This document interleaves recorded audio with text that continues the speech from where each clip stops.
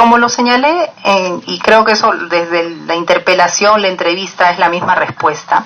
Y también recordarán que en la interpelación un punto que también señalé era que efectivamente podíamos ampliar más el contenido en algunos temas para profundizar un poco más debido a las observaciones. Pero en general, ¿cuáles son las fuentes? Las fuentes son el propio informe de la Comisión de la Verdad, que es una fuente legítima. La otra fuente es el libro En honor de la verdad elaborado por el ejército peruano. Dígame en qué fuente y en qué página de la Comisión de la Verdad precisan que el 54% de víctimas, el 28.7% corresponde a Fuerzas Armadas. Yo no tengo ahorita la información, se la puedo hacer llegar revisando la fuente. Así con ese nivel de precisión no lo tengo, entenderá. Pero todo está revisado y analizado por las personas que han elaborado, con esa preocupación lo hemos visto. Yo le puedo hacer llegar el detalle de en qué fuente está y ahí sí hacer los pies de páginas respectivos. Yo lamento, ministra, que no tengo una respuesta, porque... No termino mi respuesta todavía, es que no le he terminado. Ministra, disculpe, estoy hablando. Usted me ha interrumpido. Sí, por eso le he dicho que espere. Lo que yo digo es que yo lamento que usted no responda esta pregunta, porque esta pregunta ya se le ha hecho a la viceministra y se le ha hecho a la responsable de los textos escolares y los que han elaborado la cartilla. Los que han elaborado la cartilla se le ha hecho la pregunta. Están los videos, y sé que ustedes han solicitado los videos, se les ha facilitado los videos para que ustedes puedan ver las preguntas que nosotros realizamos. Pero ¿por qué tocamos esta cartilla? Porque esta cartilla nació en función a las observaciones del libro de historia donde transgiversaba el terrorismo. Y esta cartilla tenía el objetivo de corregir esos errores, de corregir esos sesgos. Entonces, a la hora de revisar esta cartilla, encontramos que le hacen responsable a las Fuerzas Armadas de las muertes de un 28.7%. Entonces la pregunta es, ¿cuál es la fuente? ¿No? Y si usted ahora lo ha dicho que es la Comisión de la Verdad, yo le pido que me diga la página y en dónde está que la Comisión de la Verdad dice que hay un 28.7% de responsabilidad en las Fuerzas Armadas, en la Policía Nacional 6.6% y en el MRTA 1.5%. Eso es la respuesta que yo quisiera. Y el otro punto es que aquí seguimos sesgando la historia.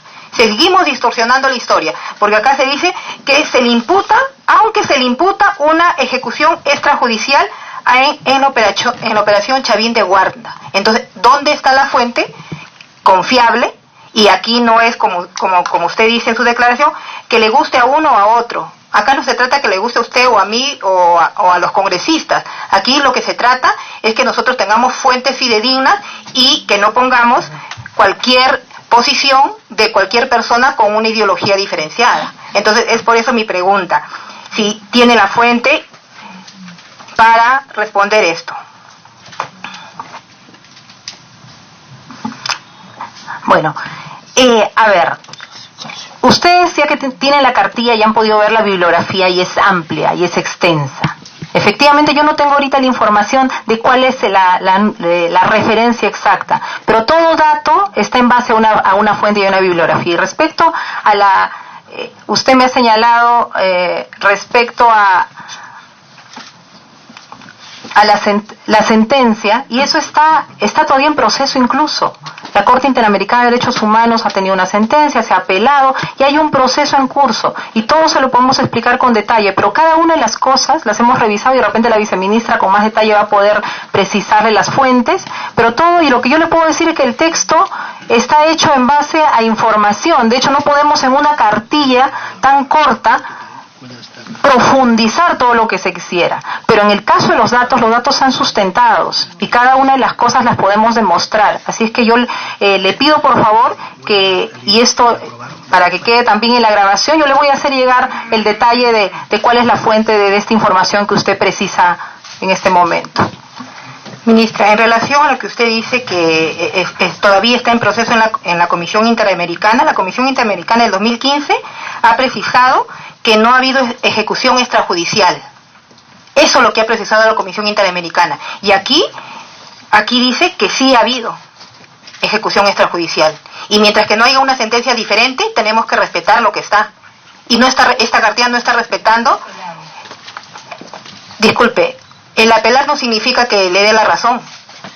es respetar el proceso y lo que se ha concluido, eso hay que mantenerlo. Entonces ahí viene eso, ha sido apelado, entonces pues yo puedo cambiar. No, tenemos que respetar los procesos y ya está así.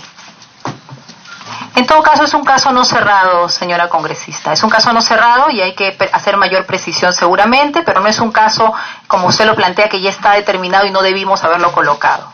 Se puede hacer mayor ampliación a la información, efectivamente. La pregunta es, ¿entonces usted está de acuerdo con este contenido? ¿Con esta afirmación? La pregunta.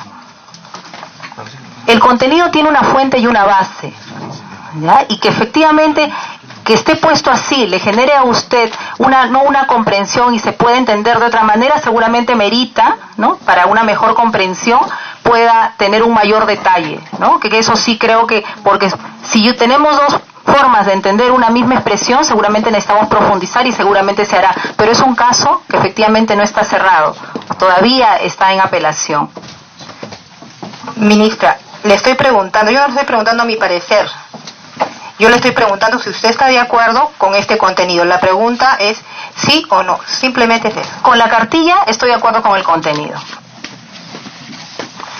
Entonces, quede evidenciado y que quede en la grabación que la ministra está de acuerdo con el contenido en relación, aunque se le imputa ejecución extrajudicial a la operación Chavín de Guanta.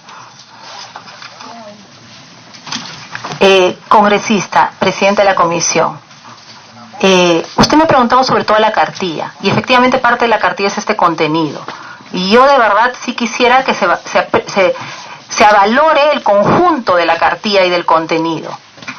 Entonces cuando entramos, y siempre un texto es perfectible, y lo que yo le estoy diciendo es que si hay un punto en el cual termina no siendo claro, a pesar de que es una información no concluyente, se mejora, pero no por eso pierde vigencia y crédito una cartilla que creo que aporta información sustantiva frente a momentos en los cuales no hemos tenido un tipo de información como esta en nuestras escuelas. Muchísimas gracias. Sí, ministra, yo le he hecho una pregunta puntual en relación a un contenido puntual. No le he hecho una pregunta de la apreciación de la cartilla en su conjunto. Le he hecho una pregunta puntual, usted ha respondido puntualmente y eso queda registrado.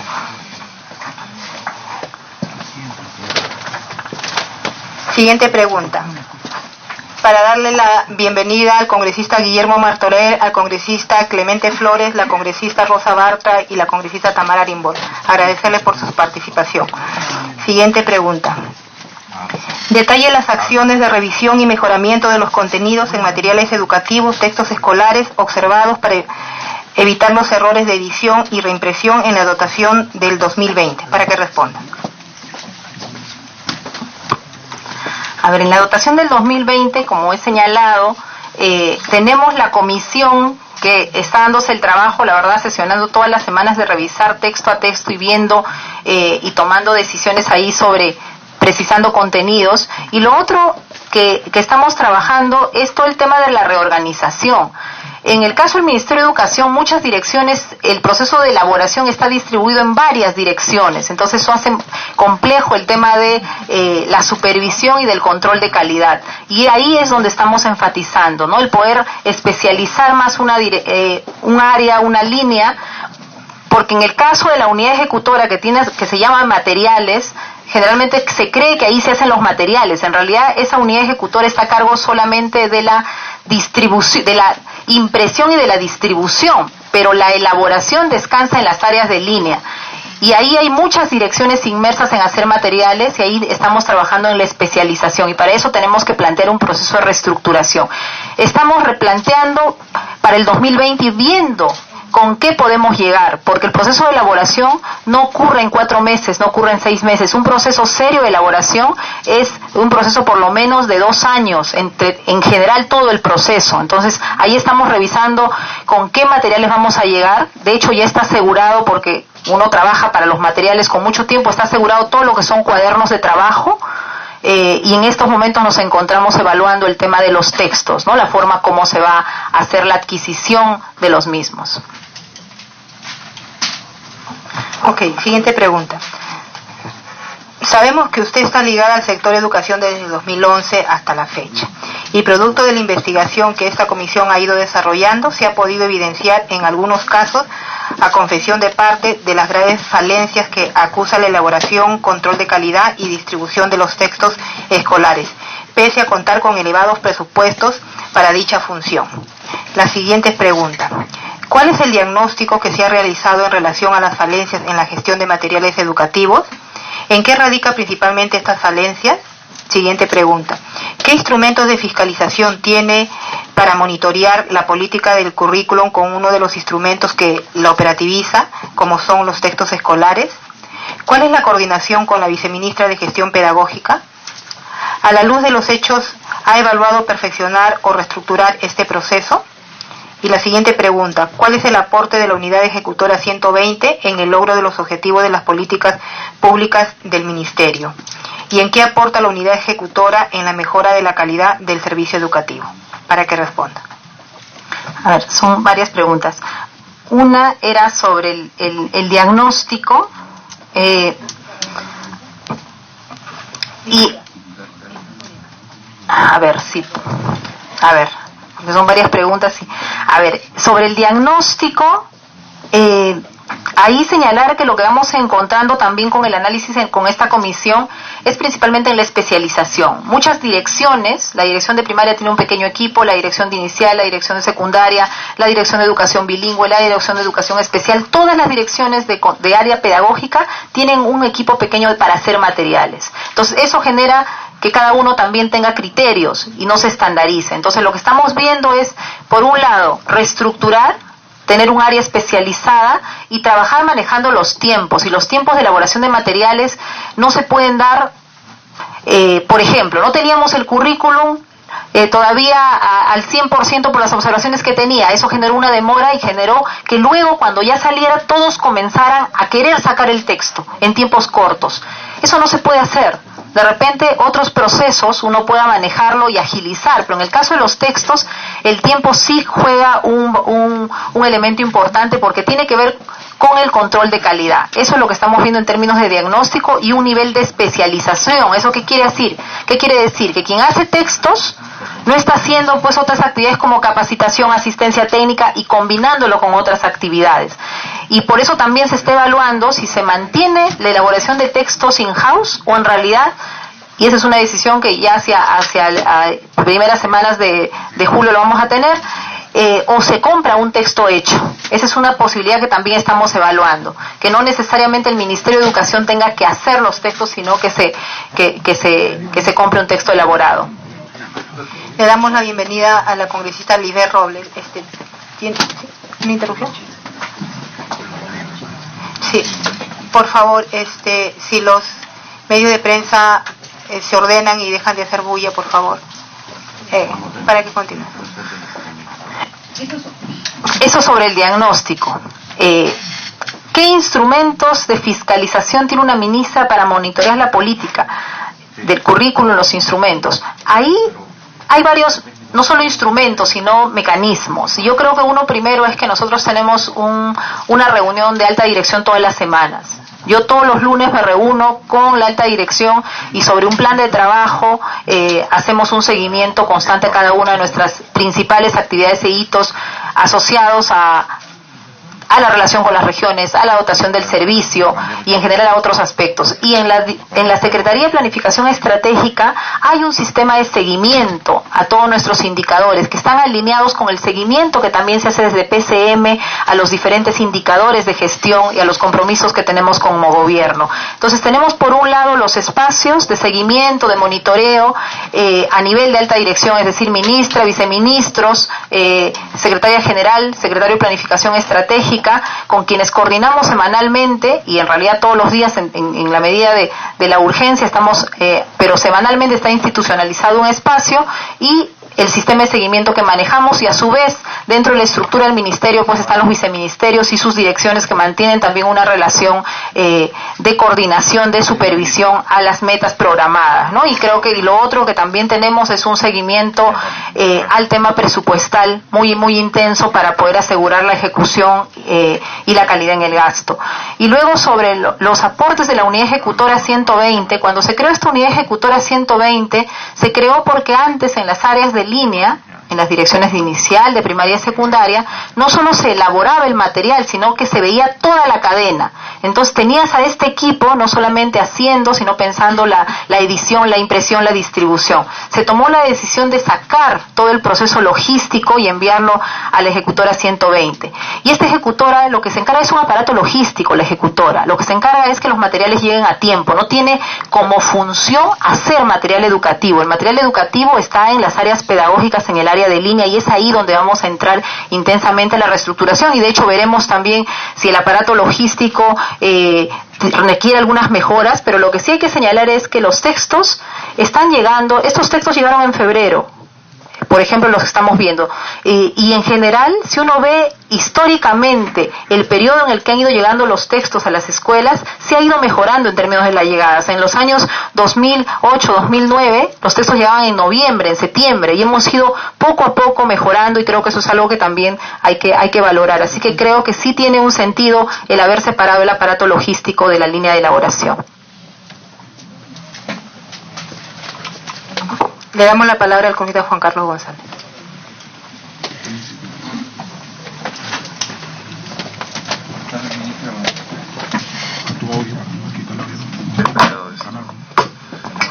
Es tan grande la sala que no. Ministra, buenas tardes. Congresistas, buenas tardes, señores, buenas tardes. Presidenta, me voy a demorar un poquito en mi pregunta, pero estaba escuchando muy atenta a la señora ministra, y algo que me preocupa muchísimo. Aquí tenemos 100 preguntas de todo lo que es relacionado a los libros, más los 124 observaciones que tuvimos al principio, un trabajo muy rápido, que le damos el Excel, se lo entregamos hace más de 3 meses, y después, como muy bien dijo la presidenta, han habido apareciendo otros errores. Pero hay algo que me preocupa, y esto usted lo sabe porque usted es la ministra, ¿no? Esto es del Banco Mundial, y usted lo sabe, ¿no? Esto es lo original, esto no lo hemos hecho nosotros. Acá no estamos los ultraconservadores, estamos personas como nosotros. Yo he trabajado, he sido inversionista de un colegio muy bueno aquí en Lima, en Perú. Yo me metí a la educación porque creo en el futuro del Perú, en la educación, y porque evidentemente es una empresa, ¿no? Y ¿qué es lo que dice acá? Y acá está la fuente, dice Saavedra Anzuárez, ¿no? Me imagino que es el señor Saavedra, ¿no? Que trabaja acá en el Perú. Y acá dice, estos esfuerzos se han traducido en mejoras sustanciales en cobertura de aprendizaje de los estudiantes, pero estas aún no logran alcanzar las cifras de los países comparables. Pese a ser el país con las mejoras más grandes en PISA entre 2000 y 2015, el Perú aún se encuentra rezagado respecto de los países de la OCDE, en lo que se esperaría de un país con su nivel de ingresos. Además, los aprendizajes en escuelas de contextos socioeconómicos pobres distan mucho de las correspondencias en aquellas escuelas de los más pudientes. De hecho, el Perú tiene una de las brechas de aprendizaje más grandes por nivel socioeconómico entre los participantes de PISA. Eso es lo que dice este estudio. Rapidito, mil disculpas. En la otra parte del informe dice lo siguiente. La fuente es el Banco Mundial. Aún ya en noveno, el estudiante promedio no había llegado ni siquiera al nivel de 5º grado, y la diferencia entre los de alto grado y bajo desempeño se acrecentaba con el tiempo. En Perú y Vietnam, países ubicados respectivamente entre los de peor y mejor rendimiento en la prueba PISA para estudiantes de 15 años, los niños de 5 años comienzan con competencias similares en matemáticas, pero en Vietnam aprenden mucho más en cada una de las escuelas primarias del ciclo inferior de secundaria en relación a Perú. O sea, Vietnam. La tercera fuente que tengo aquí está en inglés, es el The Human Capital Index, HCI, y acá habla de la composición, por ejemplo, del capital humano, las probabilidades de supervivencia, las expectativas de los años escolares, Harmonized Scores, Learning Adjustments, Years of School, y habla de todo lo que significa el aprendizaje, ¿no? Los ratios de aprendizaje que hay aquí, y hace todo el diagnóstico. Y si uno revisa, no necesita ser especialista, y acá está, además, lo pueden buscar en las páginas web, en la gradualidad, en el sistema de informática, en las manchitas que ponen ellos, los niveles de aprendizaje son en el Perú bajísimos. Yo me pregunto, porque usted acaba de hablar de algo bien bien importante y lo dijimos cuando fue la interpelación. 8.3% del PBI, desde mi punto de vista, es el más alto en la historia, o uno de los más altos, para hablar con mayor propiedad, en la historia de la educación peruana. Yo me repito, hemos trabajado todo este tema de los libros, todo este tema de la infraestructura escolar, los temas de las competencias, la transitibilidad, el tema de los sueldos, el tema de las grandes intenciones que tienen ustedes como gobierno de poder hacer mejorar la educación peruana. Pero hay algo, señora ministra, se lo digo con todo respeto, que nos chocamos, porque usted y yo somos peruanos, yo no soy de otro país, yo soy peruano también. Pero hay algo que nos chocamos los peruanos con una realidad que más allá de los números de escritorio, las estadísticas, es que la educación peruana, y eso se lo digo a título personal, yo creo que no ha mejorado nada. Y escucho que cada vez que yo digo esto me refutan y dicen que hemos avanzado. Yo creo que no hemos avanzado mucho, ¿no? El tema es, nosotros hemos planteado, por ejemplo, ese bendito Consejo Nacional de Educación que usted lo acaba de citar. Estas personas, ¿cree usted, su nivel profesional, porque usted tiene más experiencia que yo en este tema, están aportando en los últimos 20 años, los últimos 15 años, a mejorar la educación peruana? ¿Sabe por qué? Porque usted revisa las estadísticas que primero acá lo puede encontrar, eran memorísticas, así nos educaron a nosotros, después ya entró la tecnología, los TICs, ya era tecnología, pero hoy es el tema de experiencia, de fenómeno, de Finlandia, que usted lo conoce mejor que yo. Pregunta, ¿estamos nosotros preparándonos para esto? Porque se supone que ya en julio de este año tiene que tener ya el machote o tener ya los libros para el año 2020. Hemos mejorado estos procesos de aprendizaje, estos procesos del enfoque que se le está dando al currículo, van a mejorar nuestros niveles de aprendizaje, vamos a tener mejores estudiantes, vamos a tener mejores técnicos, porque yo estuve leyendo que usted ha trabajado quisiera que me corrija si estoy equivocado, usted ha trabajado también temas de técnico productiva, yo estuve leyendo ahí eso, no quisiera que me lo corrija si yo estoy equivocado. Pero usted sabe, como se lo dijimos en la interpelación también, hubo un desfase de 12 años en ese tema, ¿no? Y lo corrigió el señor Alfaro en octubre del año pasado. Y usted ha leído todos los informes. Nosotros, los peruanos, la empresa privada, no tiene los técnicos suficientes como para permitir nosotros marginar un desarrollo de 30, 40 años. No lo tenemos, no tenemos técnicos. ¿Por qué? Porque los CEPROS, lo digo con todo respeto, es mi análisis al verificar lo que están estudiando, lo que dice Manpower, lo que dice la Asociación Nacional de Industrias, lo que dice CONFIEP. Cuando uno quiere esa mano de obra técnica, ¿en qué están preparados? En cosas, y lo digo con todo respeto por los alumnos, que no están aportando o no aportarían en la medida de lo posible a crear un mayor crecimiento al PBI. Son básicamente servicios, y con esto no estoy hablando mal del tema de los servicios, pero en mejorar la mano de obra técnica no lo estamos haciendo, ¿no?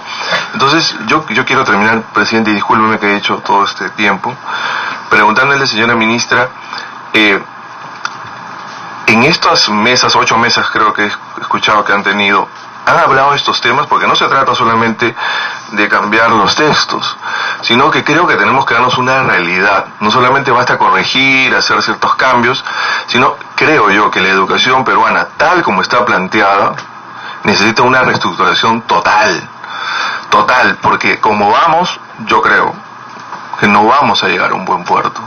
Entonces estamos a menos de 2 años de celebrar el bicentenario. ¿Estamos preparados para poder lograr estos grandes retos? Queremos entrar a la OCDE. Yo francamente no me quiero burlar, y no lo digo por usted, lo digo por mí mismo. Cuando yo veo queremos entrar a la OCDE, pero si ni siquiera podemos solucionar problemas tontos que cualquier país acá vecino lo ha podido solucionar, como el tema del tráfico, como el tema de las licencias de los buses que hay. Esas cosas que parecen tan ridículas, tan fáciles de manejar, no le hemos podido solucionar. Imagínese el tema de educación, ¿no? Entonces, yo quisiera que usted, y perdóneme que me he extendido tanto en la pregunta, me diga cuál es su opinión de esto a través de la presidencia, evidentemente. Gracias. ¿Para qué responda, ministra? Sí, efectivamente la reflexión y las preguntas son muy interesantes, ¿no? Salen de hecho del campo de propiamente de esta comisión investigadora, pero me gustaría poder aprovechar en responder algunas y de verdad que sería con gusto, yo vendría a conversar y a presentarles con más detalle todas las prioridades que estamos planteando, pero sobre algunas preocupaciones. Efectivamente en nuestro país uno puede ver el vaso medio lleno o medio vacío, ¿no? Y yo creo que sí hay que verlo medio lleno en algún sentido, y es en el tema de cobertura, ¿no? Tenemos una cobertura alta en inicial, cosa que a décadas pasadas no lo teníamos. Creo que son esfuerzos de gobiernos que de manera sostenida han planteado el incorporar a los más pequeños a la educación inicial, que está con evidencia sustentado que un niño que va a la educación inicial tiene mejores condiciones para afrontar los primeros años de la primaria y por tanto toda su trayectoria educativa. ¿Dónde está a nivel de acceso todavía nuestro desafío? Es en las zonas bilingües, en las zonas dispersas. Ahí tenemos un gran desafío a nivel todavía de cobertura, que entren al servicio. Pero el gran desafío país, que no es un desafío de un gobierno, sino en realidad de una política sostenida, ¿no? Y ese es un poco el rol que tiene el Consejo Nacional de Educación, de plantear ese derrotero, es la calidad, ¿no? ¿Que podemos decir que hemos mejorado? Yo creo que sí, ¿no? Porque igual creo que muchos somos fruto de esa educación pública. Si no hubiese mejorado en algo, nos hubiésemos quedado como nuestros abuelos, seguramente en nuestra chacra, seguiríamos siendo campesinos o en la actividad productiva en la que estábamos, ¿no? Que ahí menciono mi propio caso, y muchos seguramente podemos vernos en las historias familiares. Que el país ha avanzado, sí, no es malo, lo estoy diciendo más bien no es nada malo, lo digo con orgullo. Yo vengo de una familia de comuneros, así es que creo que, y puedo dar testimonio de que la educación efectivamente sí tiene rostros de avance y de mejora en la calidad. Sí, a ver, estoy respondiendo a la pregunta que va en la línea, de hecho no está en la línea de la comisión exactamente, pero yo quisiera terminar porque estoy respondiéndole al congresista Juan Carlos González, por favor. Ministra, voy a ir concretando y terminando. Entonces sí creo que hay mejoras en calidad, efectivamente, porque hemos logrado que poblaciones que antes no accedían a la educación lo accedan y puedan avanzar y pueda haber una movilidad social. Que nos falta en calidad, evidentemente, y hay que seguir invirtiendo, y ahí la gran inversión está en los docentes. La gran inversión está en la formación inicial de los maestros, que a mí me encantaría venir a presentarles. Nosotros estamos lanzando en julio la nueva currícula, los nuevos planes de estudio para la formación inicial, es decir, para los nuevos maestros. Estamos iniciando el licenciamiento de los institutos pedagógicos, y hay un tema que tenemos que trabajar juntos, y es el tema de la mejora del nivel remunerativo de los maestros, y todo lo que hay que hacer alrededor de la ley de reforma, que es una ley que ya viene de hace rato, pero que seguro requiere mejoras. Y ya solo para terminar, sobre el tema técnico, hay un planteamiento que estamos haciendo con regiones, y es la doble certificación en la secundaria, que es que nuestros estudiantes, que de cada 10 solo 3 van a la educación superior, poder atender a esos 7 que se nos quedan por diferentes razones, en algunos casos también porque su futuro seguramente, o su decisión, su proyecto de vida no va por ahí, pero la idea es cómo desde la secundaria permitimos la doble certificación para que puedan emprenderse al mundo del trabajo. Y lo otro que estamos trabajando, y seguimos en la línea que dejó mi antecesor, el ministro Daniel Alfaro, es en todo el tema de la educación tecnológica en los institutos. Entonces, eso se mantiene. Yo sí quisiera, porque usted ha planteado un tema grande e importante dentro de las políticas educativas. Yo tengo una presentación de todas las prioridades con las medidas y todos los planes, en realidad de corto plazo, que es de acá al 2021, dando continuidad a muchas de las cosas que se han hecho, y yo con gusto vengo a hacerles la presentación y a recoger sus aportes, pero creo que no termina siendo el espacio, pero quería responderle. Para precisar la licencia de la congresista Katia Gilbonio y el congresista Edgar Ochoa, Jorge Meléndez y César Vázquez. Pide la interrupción la congresista Rosa Barto. Tiene la palabra. Gracias, presidenta. Por su intermedio, mi saludo a la ministra. Solamente porque surgió una duda producto de su intervención, presidenta. Le rogaría trasladar mi pregunta porque no entendí bien ¿qué significa esto de que hemos mejorado? Porque si no nos habríamos quedado en nuestras chacras. Es porque ha mejorado el acceso, es decir, hemos ampliado la cobertura y ahora tenemos más colegios en las comunidades rurales porque no había necesidad de salir de la chacra y acceder al colegio, si es que ha mejorado la cobertura. o se refiere a mejora en la calidad en las ciudades y a la migración que ha ocurrido producto de haber salido de la chacra hacia la ciudad. Y si fuera el primer caso, si esa mejora se debe, o sea, si realmente se ha ampliado en acceso, la calidad en los comuneros significa que ser mejores es dejar la práctica de campesino, la práctica de actividades rurales. Eso se entiende como mejora, o sea, estar en tu comunidad y realizar actividades en tu comunidad significa retraso. Y lo otro, si la mejora se refiere a que hay movilización, es decir, sales de tu chacra y te vas a la ciudad, vas a un ámbito urbano, entonces el que se queda está en peor condición. Eso es lo que yo quisiera, a fin de poder clarificar en qué términos se entiende la mejora. Gracias, Presidenta. Ministra, para que precise su intervención. Muy bien, muchas gracias. Yo creo que ahí ya